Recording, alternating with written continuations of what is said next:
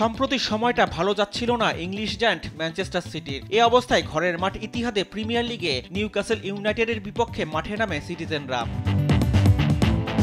শুরু থেকে আধিপত্য বিস্তার করে খেলতে থাকে ম্যান সিটি। ১৯ মিনিটে সিটির বক্সের মুখ থেকে নেওয়া শটে মারমুশ নিজের গোলের খাতা খোলেন। ২৪ মিনিটে মারমুশ দ্বিতীয় গোলের দেখা পান গুন্ডোগানের পাস থেকে। এরপর সেভিওনের অ্যাসিস্টে ৩৩ মিনিটে হ্যাট্রিকও পূরণ করেন ২৬ বছর বয়সী এই মিশরীয়।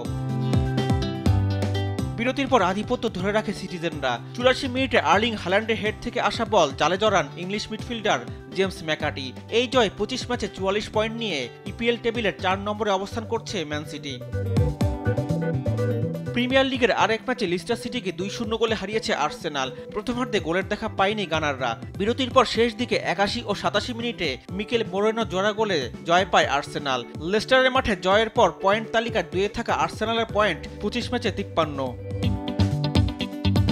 এদিকে স্প্যানিশ লা লিগায় ড্র করে হোঁচট খেয়েছে টেবিল টপার রিয়াল মাদ্রিদ। ওসাসুনার সঙ্গে ১-১ গোলে ড্র করেছে রিয়াল। ম্যাচে ১৫ মিনিটে কিলিয়ান এমবাপ্পের গোলে এগিয়ে যায় গ্যালাক্টিকোরা।